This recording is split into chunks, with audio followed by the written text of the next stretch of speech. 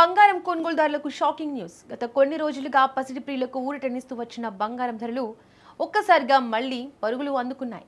తగ్గుముఖం పట్టిన పసిడి రేట్లు మంగళవారం నాటికి భగ్గుమన్నాయి. అంతర్జాతీయ మార్కెట్ ప్రభావం మరియు డిమాండ్ పెరగడంతో బంగారం ధరలు భారీగా పెరిగాయి. పసిడి ప్రేమికులు ఇప్పుడు ఆభరణాల కొనుగోలుకు వెళ్లాలంటే జేబులు తడిసిపోక తప్పని పరిస్థితి.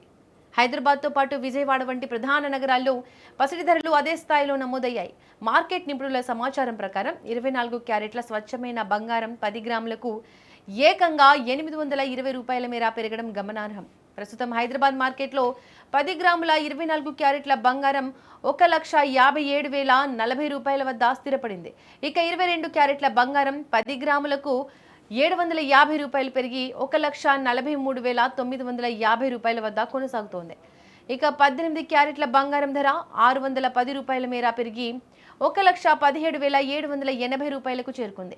నిన్నటితో పోలిస్తే పెరిగిన ధరలు వినియోగదారులను ఆందోళనకు గురిచేస్తున్నాయి. ఇక పెళ్లిళ్ల సీజన్ కావడంతో బంగారంపై సహజంగానే డిమాండ్ ఎక్కువగా ఉంటుంది.